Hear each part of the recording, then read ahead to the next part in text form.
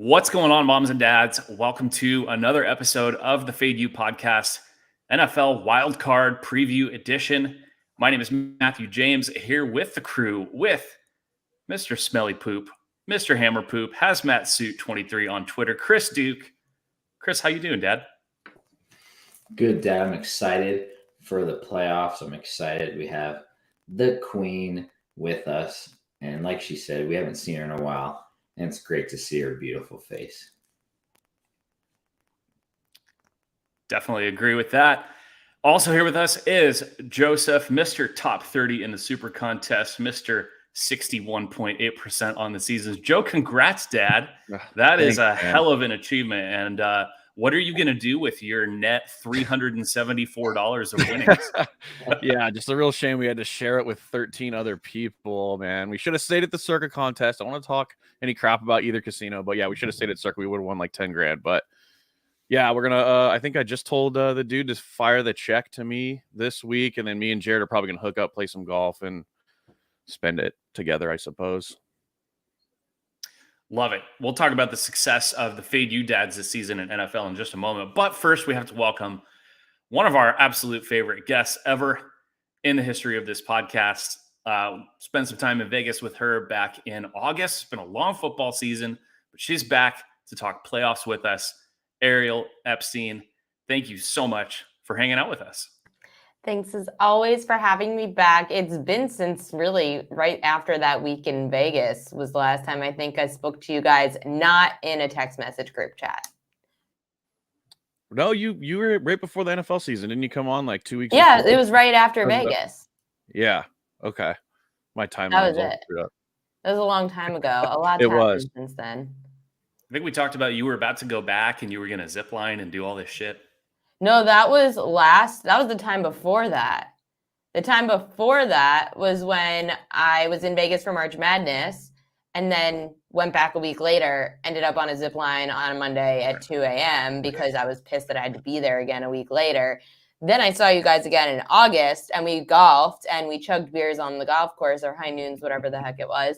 And that was a trip that I at least trained well for. I did not train well for the spontaneous trip to Vegas. That was bad. Yeah, you definitely need a lead up before Vegas. Just kind of get that liver flushed out and ready to roll. You don't want to go in there. Well, Kelly and I are going to Napa in March, so we are now fully in training. Amazing. Well, let us know when. Maybe I can get up to NorCal and join you guys. That'd be a fun surprise. I'll let you know. Chris, I'm not telling the public though. I'll let you guys know in the group. Chris, you gonna give Nick a heads up? What are you gonna tell Nick about Ariel and Kelly rolling in?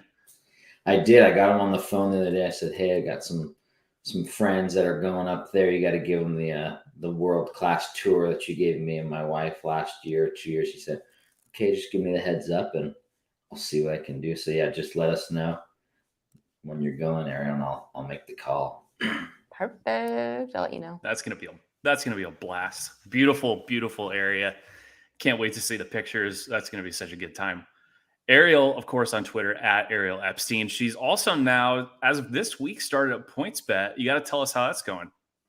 PointsBet is awesome. It's something that's been in the works for a couple of months now. Now that it's finally here and I started my first full week, I couldn't be more excited to join the PointsBet team. They built a brand new studio downtown in New York City. It's beautiful. In case anyone hasn't seen, you go to my Twitter for the videos. It really looks great. I do shows with Ryan Leaf. I do shows with Kaz, who is also from MSG Network here in New York, covers a lot of Knicks and Rangers. And then I'm going to be hopefully starting something along the baseball lines at that time too. But we've gotten like some brand new shows at PointsBet. They're creating a ton of content, pushing it to social. It's entertainment. It's sports betting. It's everything that you could want if you're a sports bettor, but also want to get to know more about the game, and some great interviews as well that Ryan and Kaz have stirred up. So it's a lot of fun. And then baseball season's right around the corner. Still doing some NBA TV as well every Wednesday. Baseball, stay tuned, but some really exciting things to come with MLB. Can't wait for MLB. Maybe the next time we have you on, Carlos Correa will have signed with a fourth team, perhaps. I have to tell you guys, I was freaking out yesterday when I saw this. It was really tough here in New York, especially for Yankees fans, when it was announced that Correa was going to go to the Mets. And that was the same day that the Yankees were announcing Aaron Judge as captain, which completely took the captain thing away from the Yankees. People didn't even care anymore because they were so mad Correa was going to the Mets. Then Correa ends up not going to the Mets. Now back to Minnesota. New York was so excited. If you were a Yankees fan, you were pumped. If you were a Mets fan, I saw a few of them that day. They were devastated. Mets fans feel like they just lost their World Series because they lost Correa. How do you Look at this lineup with Correa? Yeah. Oh, God. I love watching the Mets lose in heartbreaking fashion almost as much as I like the Dodgers to lose in heartbreaking fashion. Hilarious. Amazing. Baseball is going to be a great time, but we're a little ways away from that. We're going to talk NFL playoffs on this show. So everybody, the Twitter is at FadeU Sports. And if you're watching on YouTube, thank you. Getting the video version of this episode. If you are watching on YouTube, like it, subscribe, helps us a ton. We appreciate that. And give us the follow on Twitter, download the podcast, tell your friends. We appreciate all of that. Quick recap, NFL regular season. As we mentioned, Joe and Jared, our dads, finished top 30 in the Super Contest. That is a really, really good season. 55, 34, and 1, being forced to make 5 picks every single week, 61.8%. Yours truly, I think we tied for like 96th. So two dad teams in the top 100. And Chris, you were right behind me. So, I mean, we all crushed it this season. So really good NFL regular season, hoping to help everybody make some money in the playoffs. So kind of a weird wild card weekend. We've got multiple division dogs. We've got some iffy weather situations. We've got some very high spreads. We've got some low ones under 3. We're going to start with Ariel's Ravens. This one's tough. I told Chris Sunday night that Ravens might be my favorite pick of the week. Cincy has covered approximately 1,000 games in a row. The Ravens have looked like crap. The line was 6.5. It was going to be in every parlay, every teaser. And now throughout the week, I feel like they're fucked. Lamar's tweeting today that his knee's still fucked up. Ariel, tell us, I mean, despite Chris Duke already putting the Bengals in every of his parlay and teasers, tell us that the Ravens have a chance. Tell people out there that maybe, just maybe, that's not free money to bet the Bengals. It's a divisional matchup. Anything can happen. I'm not going to be a lunatic and say that they will win outright. I will say that as this spread continues to move against the Ravens, it's more and more enticing to continue to take the points. The Ravens defense is still very good. They even looked good against Cincinnati last week. You have to remember that the Ravens in week 18 started their third string quarterback who had 3 interceptions. They turned a ball over in the end zone. I mean, it was a disaster of a game offensively for the Ravens. They are going to have Tyler Huntley this week, most likely. He was already out throwing during practice on today with his right shoulder.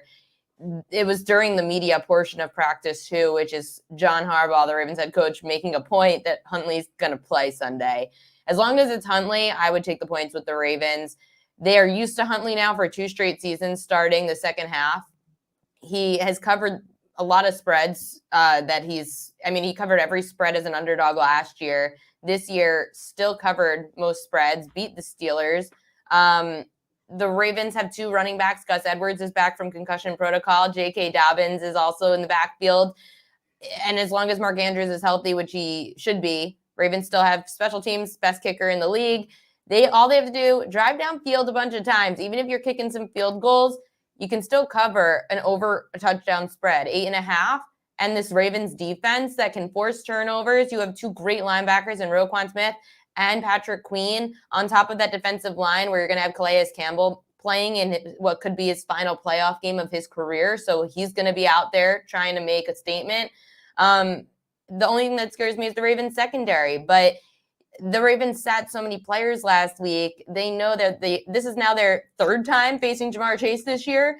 If there's any team that's going to be able to figure out the Bengals or at least keep it close in the playoffs this year, it's going to be your divisional rival, the Baltimore Ravens, and a great coaching staff with John Harbaugh at the helm. So I wouldn't mind taking the points with the Ravens. In fact, home teams in divisional matchups in the playoffs, 9-17-1 against the spread.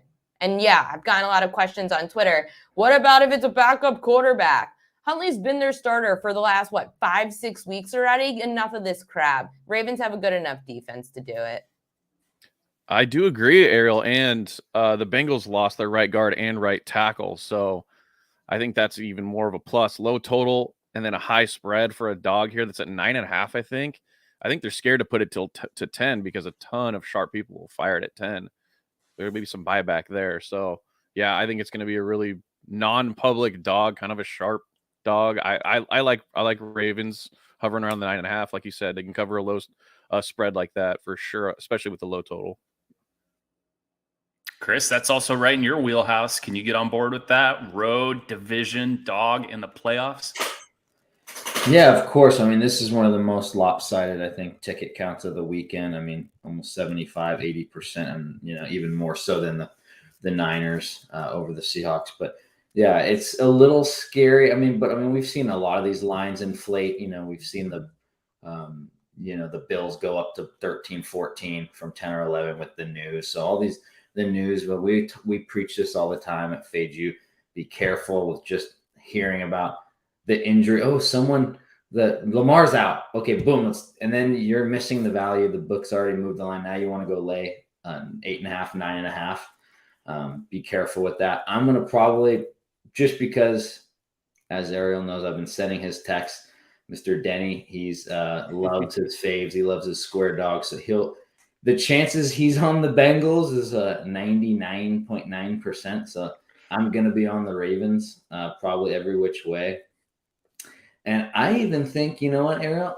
I'm going to go ahead and say it's not that fucking far-fetched that they win this thing. I think the books would absolutely love it. It would blow everything that everyone. Every teaser. Every parlay. Joe Burrow to win MVP right now is the most bet MVP bet for the Super Bowl.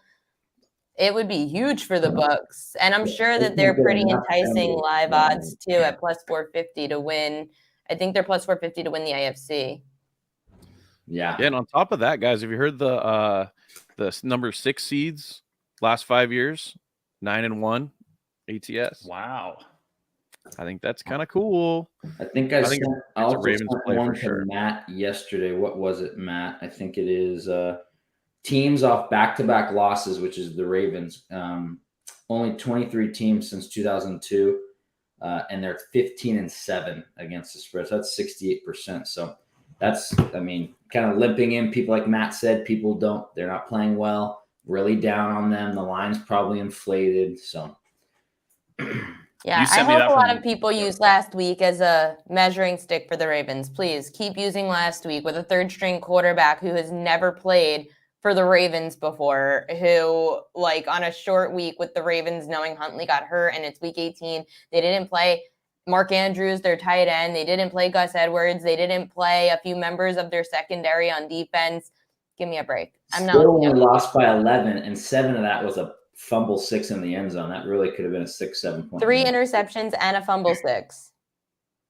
Shout out Oregon Ducks. We love when those Pac-12 quarterbacks get in a game, even if they're terrible. It's fine. Chris, what will you do if Dennis is not on the Bengals that we can hold you to, that you can send to the group chat? PG-13 answer, Chris. PG-13 answer. We'll send it to the Queen and Kelly's. I always ask them to send Yugs. The other day, Ariel sent one where she was sipping the wine. I was hoping it was going to go all the way to her yugging it, but she just said just the sip. I'll do it. I'll up it. I usually do 2 shots or 2 beers in a shot. I will do a triple. I will have 3 pints followed by a shot if Dan is not on the Bengals. 4 quick ones, baby. Getting the worst number, of course, too. Old Denny, we love the guy so much. So, all right, yeah, that's probably the biggest public play of the weekend, right? It's got to be Cincy under 10. So. Yeah, most likely. Well, let's talk about the other division dogs just while we're on that subject. I guess let's do the other one in the AFC. So the theme is, unfortunately, there's a few teams that are down to backup or even third string quarterbacks. Miami Dolphins not in a great spot here with old Skylar Thompson. Shout out K-State. You may know we might know a K-State fan. The Dolphins are, I'm looking right now, 13 and a I half think it's at some 13 and a half. places. Yeah. Oh my God. I mean, is this one, Joe, is this one you can even touch, or is this just like how do you bet this one? For me, I'm not touching either side. That number is kind of out of control. If it closes at 13 and a half, it'll be the highest spread in wild card round history. My only bet on the game, Bills team total over 27 and a half, just because I don't think the Dolphins are going to keep the ball enough to keep the ball away from the Bills. So I think 27 and a half team total for the Bills would be my play. So okay, tell me about the thought process doing Bills team total. Why not full game over? Why not spread? What is it about that one that makes you feel like that's the best way to do it? Like we said earlier, it's a massive spread where there can be some shenanigans at the end to get a backdoor cover, especially when they're catching almost 2 touchdowns. So it's more of a confidence in the Bills offense to be able to move the ball when they have it, and no confidence in the Dolphins to be able to keep the ball. I think they're going to go 3 and out, 3 and out, 3 and out, keep giving short fields to the Bills, and they'll score enough to go over that 27 and a half. And then for the total, unless you think the Bills are going to score 40 plus or 35 points themselves, I mean, I think it's tough to bet the over in the whole game, because then you're relying on the Dolphins to do their part, which I don't think will happen. Hence the college football national championship. Yeah, exactly. There you go. Chris, I don't know if you can say any of these teams are poop. I mean, they did make the playoffs, but this is about as dire as it gets. Everybody's going to talk about Miami going up to the cold and playing Buffalo with third string quarterback.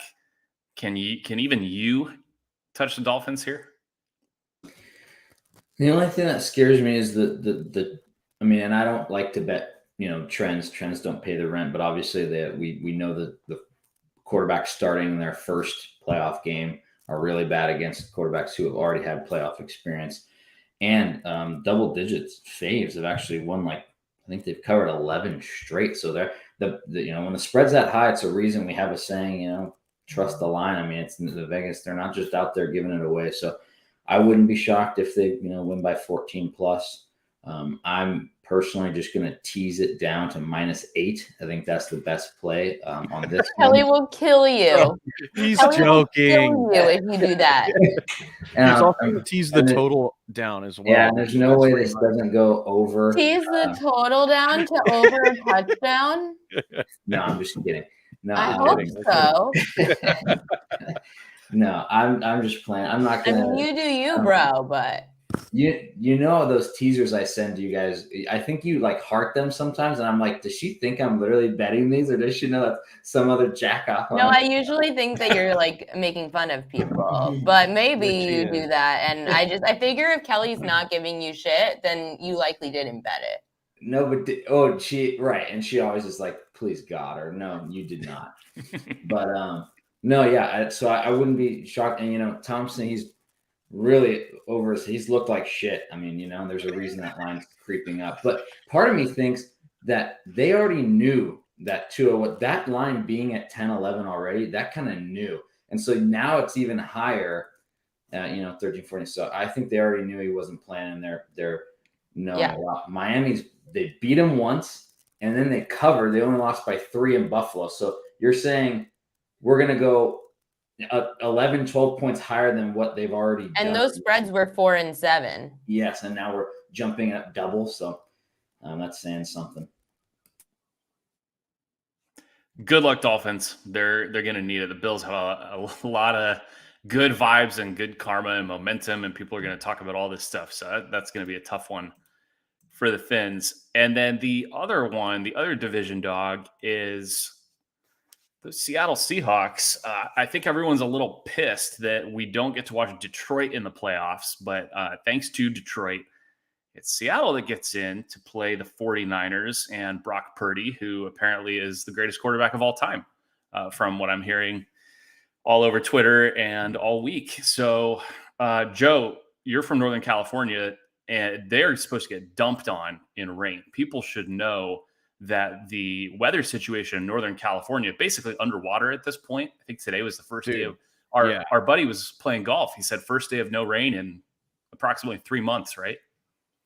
Yeah, man. So they usually get in December like 5 inches of rain. They got like 5.5 inches of rain just on December 31st. So yeah, NorCal's hurting right now. But yeah, they're still expected to get rain and wind this weekend. Sloppy weather. I mean, they don't.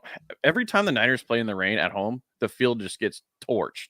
So I'm expecting it to be a sloppy game, and Seattle's catching almost 10. I bought 9.5 to 10. I think it's a Seattle bet. It has to be division game. Same deal. Same like we've been saying this whole time. But I think this one even more so.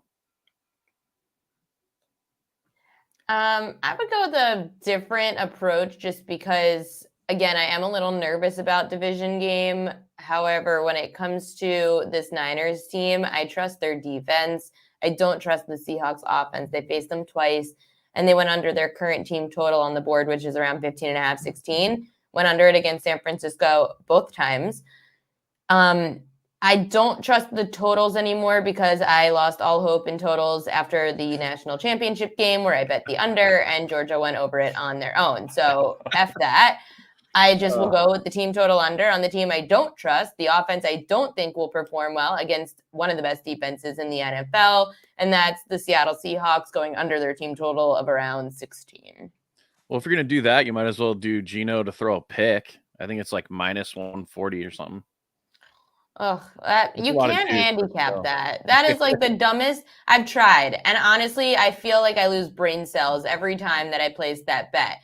It's like a little bit worse than betting a coin toss. And granted, maybe he throws a pick, but what happens if he fumbles? You're going to be pissed. Yeah. Nah, I'm good. I'm just going to go with... Unless it's Matt Ryan and he does it on the second throw of the game. It's like... Yeah, but he's going to be juiced to minus 200, so it's unbettable. And then Dak, I checked his is minus 175 to throw a pick, and he's thrown like approximately 900 picks the past 3 weeks. So how many of those are multiplied by 3 when he's in an important game that could end his season? All of them, probably. Yeah.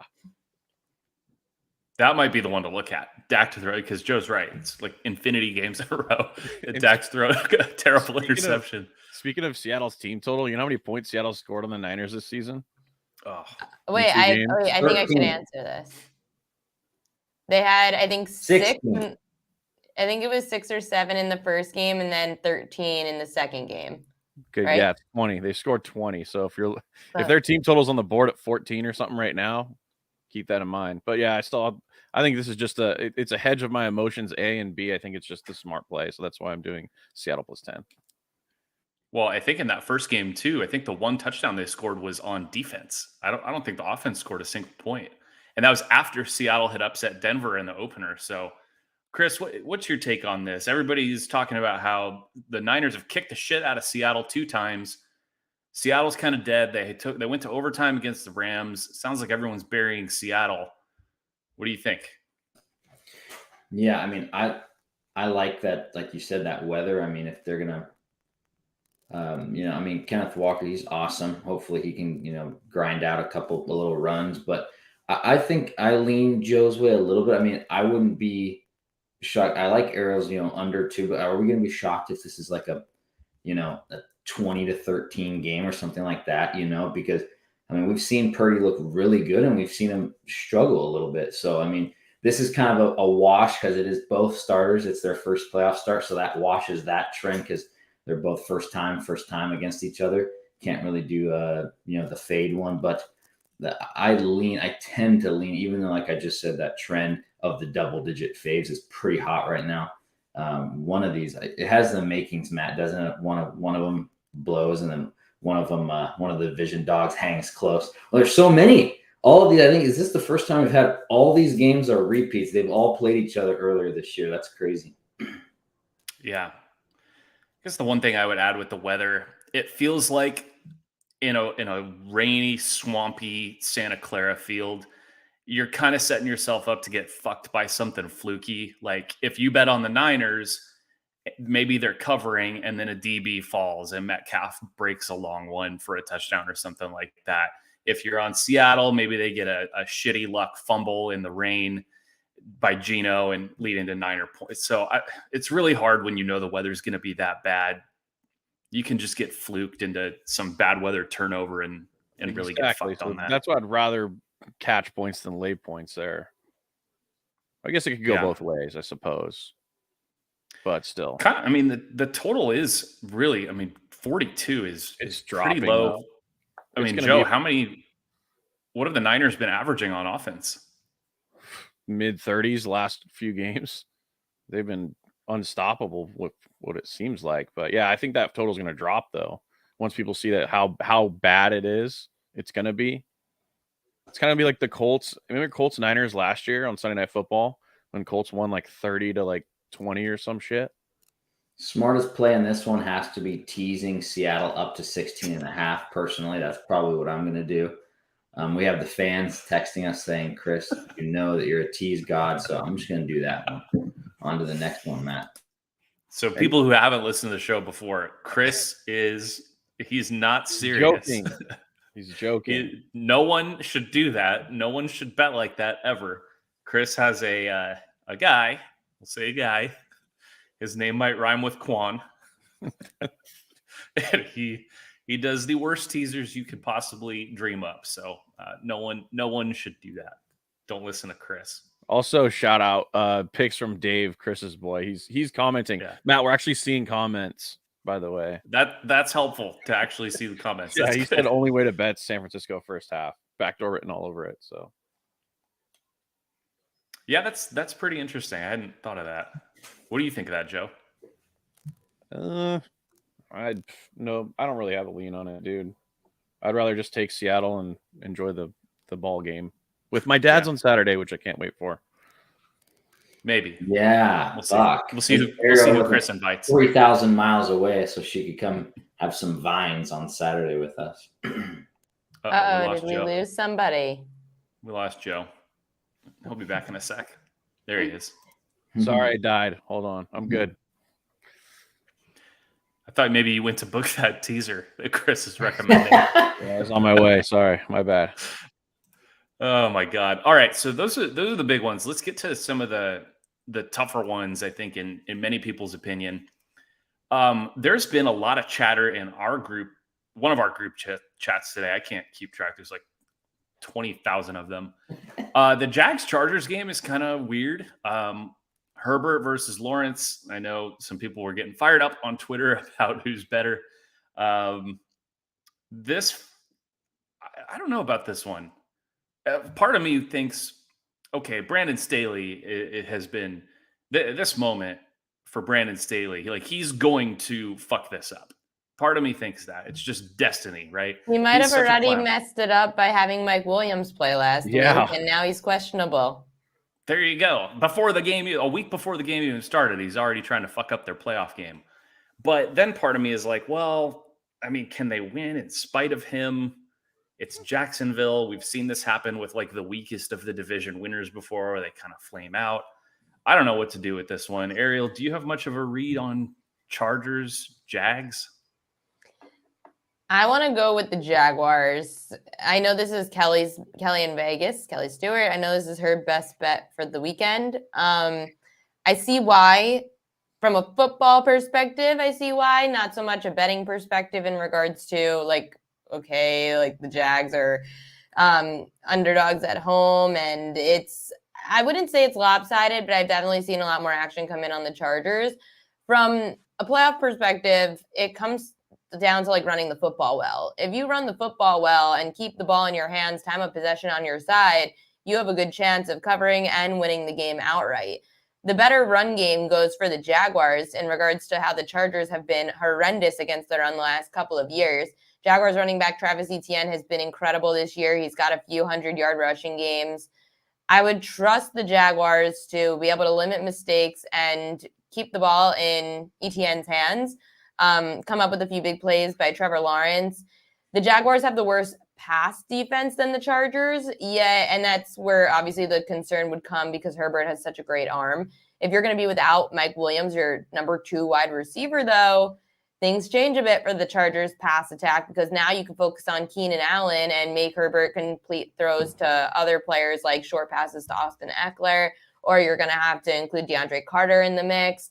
But not having Mike Williams would be a huge loss for the Chargers passing game. The Jaguars are a bit healthier. Their defense also has come up with some big plays, like linebacker Josh Allen recovering a fumble and running it back to the end zone for a touchdown. So Jacksonville at home as a dog. We've seen this line move from +2 to +1. It's hit pick 'em a few times. So just be a little bit cautious there. It's some reverse line movement with action coming in on the Chargers, and that line fluctuating more towards Jacksonville. It's been bouncing back and forth between 1 and 2. So I would lean more Jacksonville here because I'm going to go with the better run game against the bad run defense every time. Do you have any props on it yet, Ariel? Yeah, I have on both running backs. I like the over on receiving yards for Austin Eckler. The Jaguars allow the 4th most receiving yards per game to running backs this year. Eckler's the best running back in the league, one of the best running backs in the league when it comes to catching balls out of the backfield.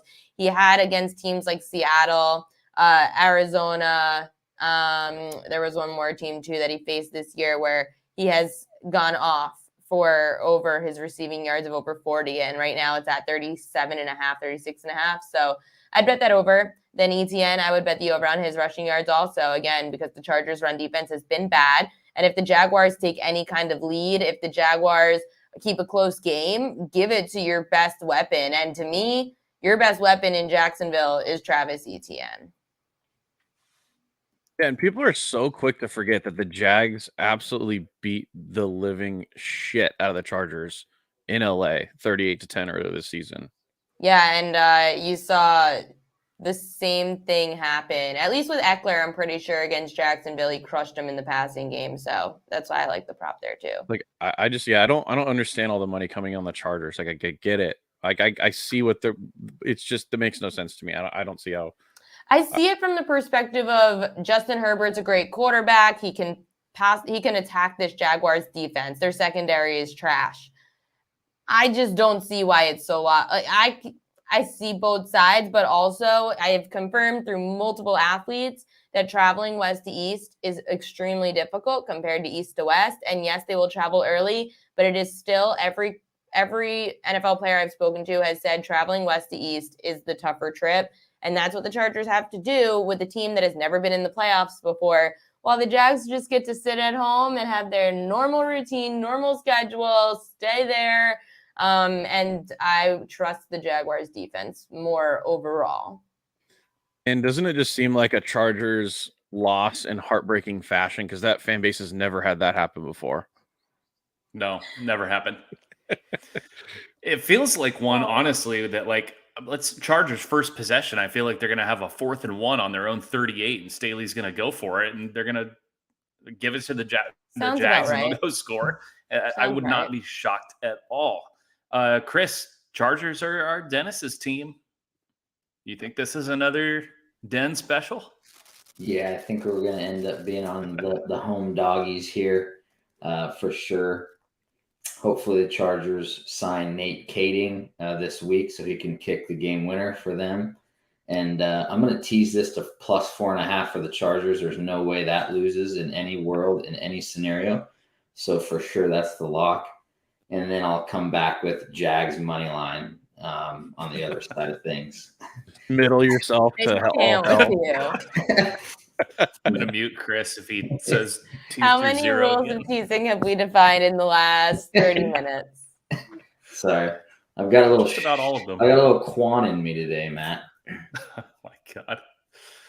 Oh dear God. All right. I'm curious to see where that line settles. Yeah, you guys are right. It's been ping-ponging back and forth.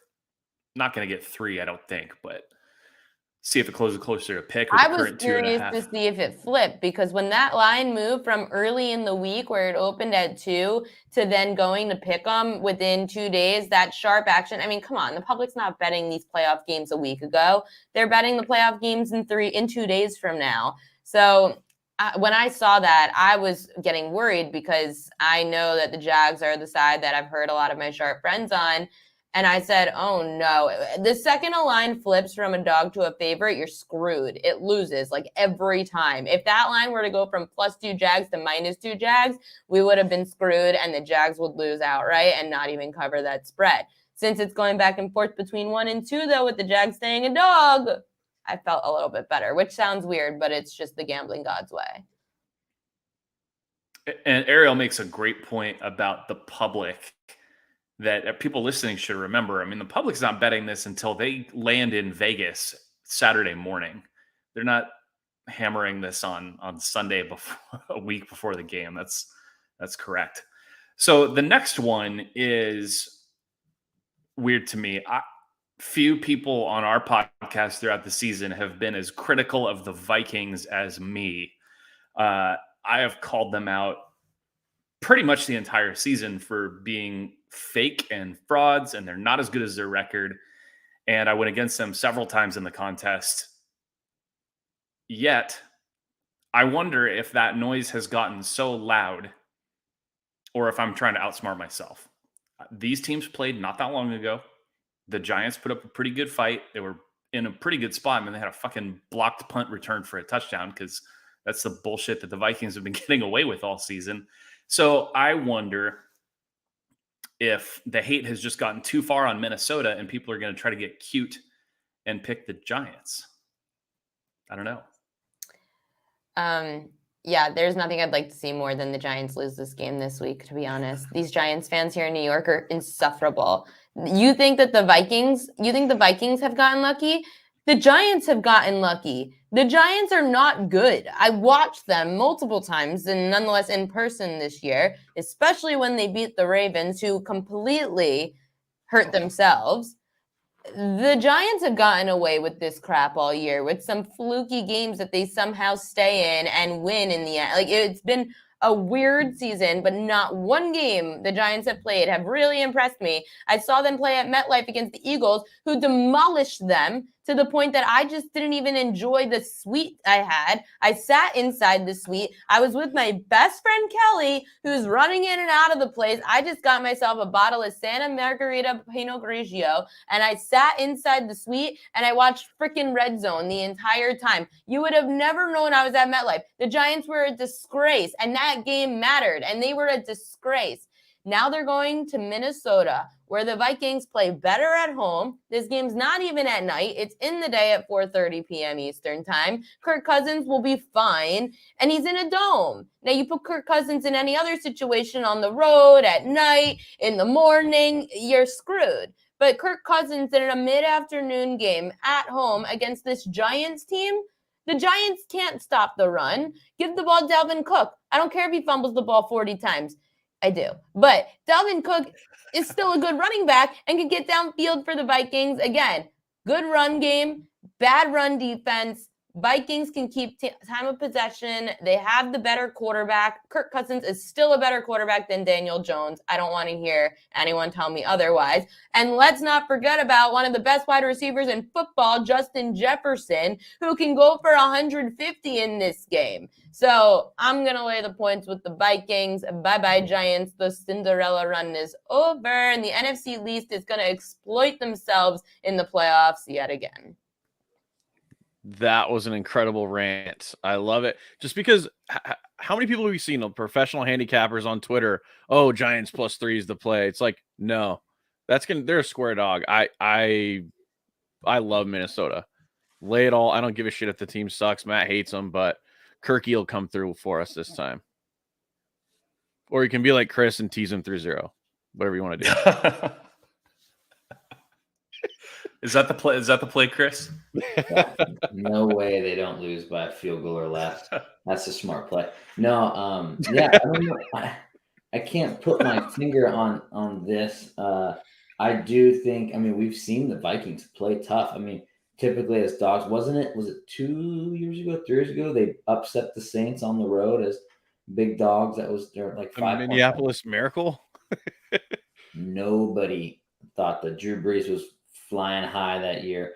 So we've seen the Vikings and Kirky step up in the playoffs before. So we'll see if we get another you like that situation at the end of this one.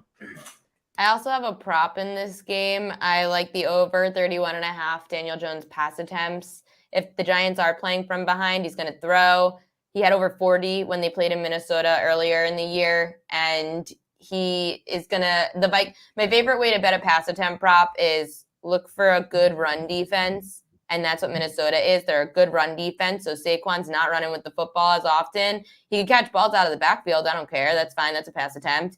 And you're in a dome. So there's no weather conditions that are going to impact Daniel Jones and his ability to throw the football, especially if they're playing from behind. So over 31.5 pass attempts for Jones. I like it. Yeah, it just feels like that questioning and the heat on Minnesota has gotten to the point where it's like, okay, wait a sec. Is there now value in being on them? If you told me the Giants were 5.5 or 6, I'd be like, all right, I'll think about that. But I'm sure not in a hurry to go take 3 with Daniel Jones in his first playoff start. I mean, let's remember who we're talking about here. And Dayball, great year. Coach of the year, probably. Sorry, Joe. But I don't know. All right, the last one. This one's just, it's too much fun. I mean, how many times have we seen McCarthy fuck it up? Dak fuck it up. This is America's team at exactly where you want them, poised to make a playoff run, right? And on the other side, you have Brady, who, I mean, I don't know how people are going to look at this. First of all, they've been terrible all season. So I don't know if people are going to remember that, or if they're just going to suddenly have that little light bulb in their head click and say, but wait, this is Brady in the playoffs. Of course they're going to move on. So I have no idea what's going to happen, and I can't wait to watch this game. Chris, what's the square side? I know it. Has it become, I feel like, small home dog is always sharp in the playoffs. But like you said, is everyone going to see the way, like Joe just said, Dak's thrown freaking, he missed 5 games and he just tied the league lead in interceptions last week in Washington. And I was drunk as piss with Joe. I alt-lined Commanders and money lined them, so I was loving that, beating the shit out of I wouldn't do that normally, but I was fading some guy's idiotic teaser that teased the Cowboys down to 4.5. Nice tease there, buddy. And I think the Bucks are kind of sharp, but like you said, Matt, what do? You got Mike McCarthy and Dak on one side, and then you got Bowles on the other. Like, what the hell, I'm going to let a guy that rhymes with hen figure that game out for me. There you go. Go ahead, Ariel. I'd say this is actually probably your best teaser leg of the week. This is the best spot to go get Brady an extra 6 points at home. The Cowboys are the biggest frauds when it comes to winning games because they will win on the last drive of the game and not cover the spread by like a point or 2. It will be this like one turnover that Dak gave up the ball, and now they're not going to cover, but they've got a chance to win the game at the end. And you're going to be pissed that you laid the 3 with the Cowboys because they're going to end up, if they win, it'll be by 2. I promise you it will be by 1 or 2 if they win this game. That's how the Cowboys' entire season has gone. I can't even tell you the last time I laid it with the Cowboys because they are like this. Now, the Bucks are the same way, which is why I don't like the 3. I would tease the Bucks with the Jags. I would tease the Bucks. I would tease the Bucks with the Jags. That would probably be my 2-leg teaser. That is not a laughable, no rules used teaser. That's a legitimate one, Chris. That's a legit one through the 3 and 7. And yes, and just like you said, Ariel, the Chargers, how many times have we seen the Chargers win? Even like in Arizona, they win by 1 or 2. There's a crazy stat that my friend Ski Profit over at Wager Talk gave me, and I forget what it was, but it was close to 70-something% where teams against the Chargers with 6 or more points have covered that spread, like a 6-point teaser. So betting against the Chargers on a teaser has been like hitting at over 70% this year. Well, how many of those are what's his face throwing 1,000 interceptions to lose the game? What's his old Chargers quarterback? Oh, you mean in the past? Yeah. Well, which one are we talking about? Oops. Oop. We've got a few. Rivers would always throw Phillip picks Rivers to end the game. Always. That was like they're going down to try to cover this. We'll cover the spread for us. Heartbreaking interception happened every time for the Chargers. So that trend does not surprise me whatsoever. Also, do we know what Dak is in the playoffs? He's played 4 games. What is the ATS? 0-4. That's great. Yeah. Oh, wow. Doesn't shock me. And how many of How those about games them was he Cowboys? favored too? Yeah, I don't know. I didn't write that one down, but yeah. And then there's another fun trend because Chris loves trends. Wild card teams with a 500 or worse record. ATS 8-1 last 9. Bucks are 8-9. I just Take the scum, baby. Take the scum. The home. Yeah. Oh yeah. One last one. Tom Brady. How many times has he been a home dog in the playoffs? Technically one time, and that was the 2021 Super Bowl. And they won. We all know how that worked out. wow. Prop in that game, Bucks linebacker Devin White to go over his total tackles. I don't think it's out yet. However, he does average close to 9 or 10 total tackles a primetime game. And when he's in the playoffs, Devin White tends to go for at least 10 total tackles. He is my favorite primetime player. And this is not only a playoff game, but it is legitimately primetime on Monday Night Football. So go and attack Devin White total tackles. I got a square teaser for you too, Ariel. Micah Parsons to get a sack. It's plus 100. I would do the no there. I'm curious if it's you confused me because in our books here in New York it's over under half a sack, whereas it's over under a half a sack. That's how they word it here. So I was like, yes or no?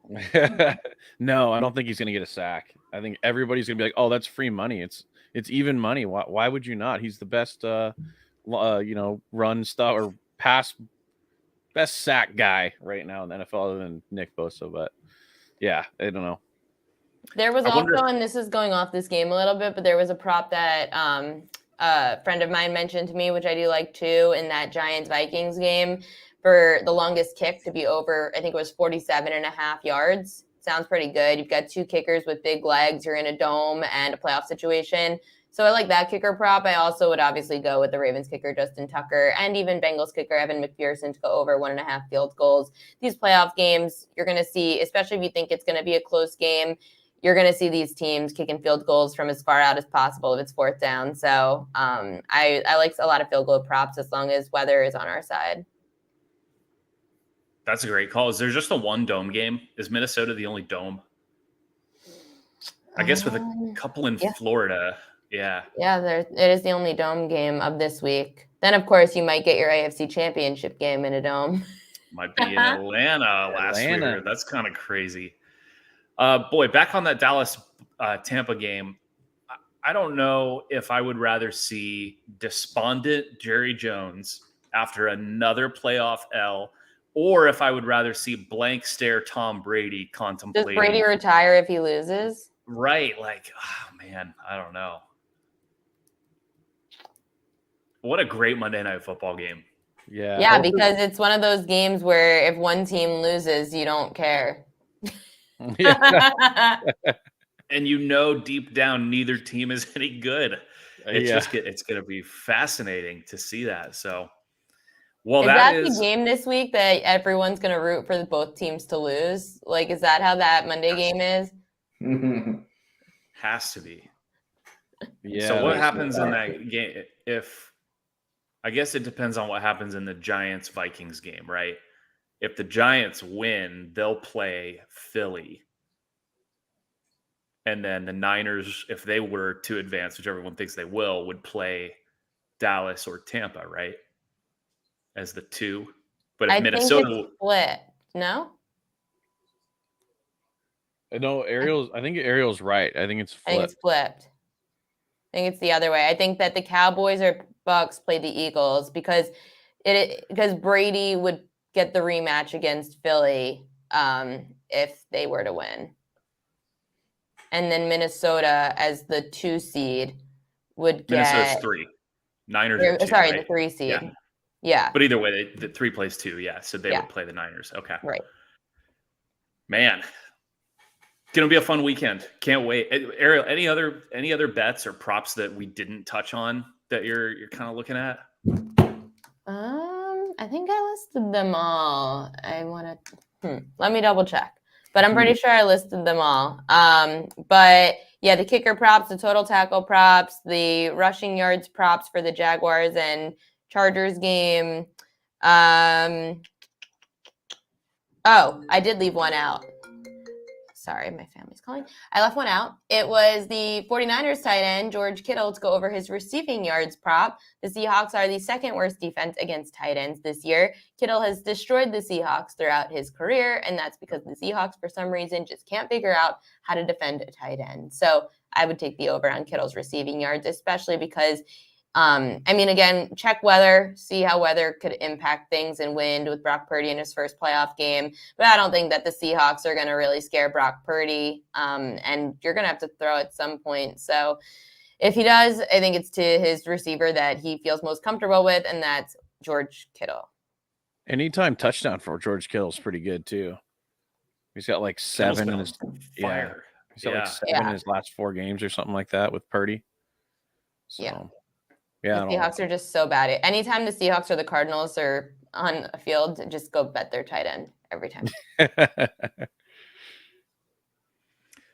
All right, everybody, good stuff. Ariel, keep an eye on your group chat this weekend for Chris's teasers and for his triple yug. Maybe we'll get a Uncle Benny return yug. I don't know. Maybe that's what we. Maybe he'll come out of hibernation. We should get Uncle Ben on the pod one of these days. That'd be fun. You should. Absolutely. You guys should get drunk with him on the pod. He'd be great. Up. He would be great. Just ask him for his picks. He'd feel so special. And maybe he'll be a dad soon. He has a girlfriend now. Oh. Wow. Yeah, we got to catch up on Benny's life. We got to catch. Oh, yeah. We got to bottle in first. Minimum. Yeah. Have to make that happen. Ariel, thanks so much. Everybody check out Ariel's work at PointsBet. Sounds like a ton of exciting stuff coming up. And then, of course, when baseball season rolls around, we'll get Ariel back and we'll talk some Yankees. We'll talk Aaron Judge and we'll find out what team Carlos Correa is on. We'll kind of circle back to that. So, Ariel, thanks again. You're the best. Thanks, guys. Good luck this weekend. All right, everybody. Good luck with your bets this weekend. Hopefully we helped you out. Chris, remind everybody what happens sometimes when you bet on poop. You might lose 65-7 in a natty when you bet Duggan and the Poopy Frogs, but it's okay. They'll live to fight another day.